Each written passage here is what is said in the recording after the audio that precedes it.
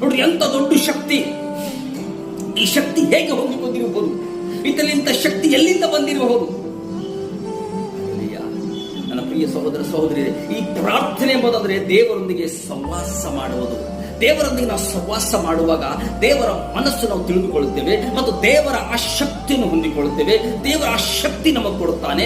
ಎಲ್ಲಿ ನೀವು ಪ್ರಾರ್ಥಿಸಬೇಕು, ಎಲ್ಲಿ ನೀವು ಬೇಡಬೇಕೆಂಬುದರ ಜ್ಞಾನವನ್ನು ಕೊಟ್ಟು ಆತನೊಂದಿಗೆ ಸವಾಸಿಸುವಾಗ, ಆತನೊಂದಿಗೆ ವಾಸಿಸುವಾಗ ಆ ಜ್ಞಾನವನ್ನು ದೇವರು ನಮಗೆ ಕೊಡುತ್ತಾನೆ. ಅಲ್ಲೆಲ್ಲಿಯ ಎಲಿಯನು ಯಾವಾಗಲೂ ದೇವರೊಂದಿಗೆ ಒಳ್ಳೆ ಸಂಬಂಧ ಹೊಂದಿರುವಂತ ವ್ಯಕ್ತಿಯಾಗಿದ್ದನು. ಎಲಿಯನು ಯಾವಾಗಲೂ ದೇವರ ಕಡೆ ದೃಷ್ಟಿಸುವಂತ ವ್ಯಕ್ತಿಯಾಗಿದ್ದನು. ಯಾವಾಗಲೂ ದೇವರ ಚಿತ್ತವನ್ನು ನೆರವೇರಿಸುವಂತ ವ್ಯಕ್ತಿಯಾಗಿದ್ದನು. ಯಾವಾಗಲೂ ದೇವರನ್ನು ಸಂತೋಷ ಪಡಿಸುವಂತ ವ್ಯಕ್ತಿ ಈ ಎಲಿಯನಾಗಿದ್ದನು. ಅಲ್ಲೆಲ್ಲಿಯ ಅಲ್ಲಿ ನೋಡ್ರಿ, ಅವನು ಹೋಗಿ ಹೇಳ್ತಾನೆ ಅಹಾಬನಿಗೆ, ಅಹಾಬನೇ, 3 ವರ್ಷ 6 ತಿಂಗಳು ನಿನ್ನ ದೇಶದಲ್ಲಿ ಮಳೆ ಬರುವುದಿಲ್ಲ. ಅಲ್ಲೆಲ್ಲಿಯ ನನ್ನ ಪ್ರಿಯ ಸಹೋದರ ಸಹೋದರಿ, ಅದೇ ರೀತಿಯಾಗಿ 3 ವರ್ಷ 6 ತಿಂಗಳು ಆ ದೇಶದಲ್ಲಿ ಮಳೆ ಬರಲಿಲ್ಲ. ಆ ದೇಶದ ಗತಿ ಏನಾಗಿದ್ದಿರುವುದು ಒಂದು ಸಾರಿ ಆಲೋಚನೆ ಮಾಡಿ. ಅಲ್ಲಿರುವಂತಹ ಪ್ರಾಣಿ ಪಕ್ಷಿಗಳು ಜನರು ಅವ್ರ ಗತಿ ಏನಾಗಿರ್ಬೋದು ನೋಡ್ರಿ. ಒಬ್ಬ ಆಸಕ್ತಿ ಉಳ್ಳಂತ ಪ್ರಾರ್ಥನೆ ಮಳೆಯನ್ನು ನಿಲ್ಲಿಸ್ತು. ಇವತ್ತು ನೀವು ಆಸಕ್ತಿಯಿಂದ ಪ್ರಾರ್ಥನೆ ಮಾಡುವಾಗ ಸೈತಾನನ ಕಾರ್ಯಗಳು ನೀವು ನಿಲ್ಲಿಸಬಹುದು.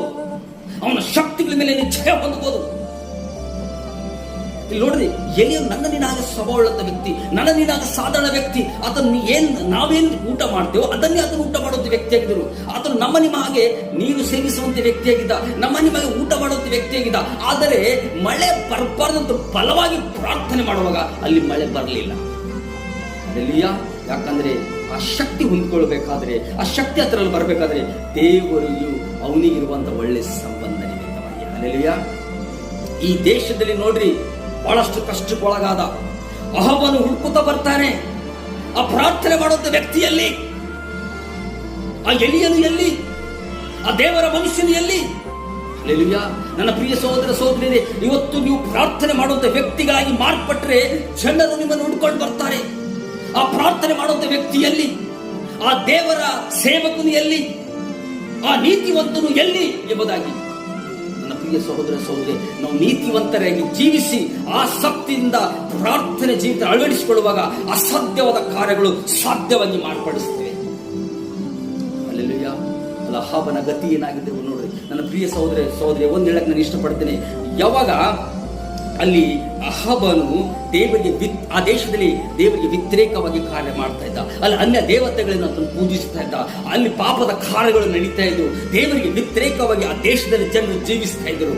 ದೇವರಿಗೆ ಬಹಳಷ್ಟು ಕೋಪ ಬಂದು ದೇವರಲ್ಲಿ ಮಳೆ ಬರದ ಹಾಗೆ ಬರುಡಾಗಿ ಮಾಡಿದ. ಹಲ್ಲೆಲೂಯಾ. ನನ್ನ ಪ್ರಿಯ ಸಹೋದರ ಸಹೋದರಿ, ಯಾರ ಜೀವಿತದಲ್ಲಿ ದೇವರಿಗೆ ವ್ಯತಿರೇಕವಾಗಿ ಜೀವಿಸ್ತಾರೋ, ಯಾರ ಕುಟುಂಬಗಳಲ್ಲಿ ದೇವರಿಗೆ ವ್ಯತಿರೇಕವಾಗಿ ಜೀವಿಸ್ತಾರೋ, ಯಾವ ದೇಶದಲ್ಲಿ ದೇವರಿಗೆ ವ್ಯತಿರೇಕವಾಗಿ ಜೀವಿಸ್ತಾರೋ, ಯಾವ ಸಮಾಜಗಳಲ್ಲಿ ದೇವರಿಗೆ ವ್ಯತಿರೇಕವಾಗಿ ಜೀವಿಸ್ತಾರೋ, ಯಾವ ಓಣಿಗಳಲ್ಲಿ ವ್ಯತಿರೇಕವಾಗಿ ಜೀವಿಸ್ತಾರೋ, ಅಲ್ಲಿ ಬರಗಾಲ ಬರುವುದು ಖಚಿತ. ಅಲ್ಲೆಲ್ಲೂಯಾ. ಅಲ್ಲಿ ಬರಗಾಲ ಬರುವುದು ಖಚಿತ. ಅಲ್ಲಿ ಸೈತಾನನ ಕಾರ್ಯ ಮಾಡೋದು ಖಚಿತ. ಅಲ್ಲೆಲ್ಲೂಯಾ. ಅಂತ ದೇಶದಲ್ಲಿ, ಅಂತ ಓಣಿಯಲ್ಲಿ, ಅಂತ ಕುಟುಂಬಗಳಲ್ಲಿ, ಅಂತ ಪ್ರದೇಶದಲ್ಲಿ ನಾವು ಆಸಕ್ತರಾಗಿ ಪ್ರಾರ್ಥನೆ ಮಾಡಿ ನೀತಿವಂತರಾಗಿ ನಾವು ಅಲ್ಲಿ ಆಸಕ್ತಿಯಿಂದ ಪ್ರಾರ್ಥನೆ ಮಾಡುವಾಗ ಅಲ್ಲಿ ಬರೋಣಾದಂತ ಭೂಮಿಯಲ್ಲಿ ನಾವು ಹಸುರಾಗಿ ಮಾಡಬಹುದು ಪ್ರಾರ್ಥನೆ ನಿಮಿತ್ತ. ಅಲ್ಲೆಲ್ಲೂಯಾ. ನಿಮ್ಮ ಆಸಕ್ತಿಯ ಪ್ರಾರ್ಥನೆ ಅಲ್ಲಿ ಆಶೀರ್ವಾದವನ್ನು ತಂದುಕೊಡ್ತದೆ. ನಿಮ್ಮ ಆಸಕ್ತಿಯ ಪ್ರಾರ್ಥನೆ ಅವರು ದೇವರ ಕಡೆ ನಡೆಸ್ತದೆ. ನಿಮ್ಮ ಆಸಕ್ತಿಯ ಪ್ರಾರ್ಥನೆ ಕ್ರಿಸ್ತನ ಕಡೆ ನಡೆಸ್ತದೆ. ಅಲ್ಲೆಲ್ಲೂಯಾ. ಪ್ರಿಯ ಸಹೋದರ ಸಹೋದರಿ,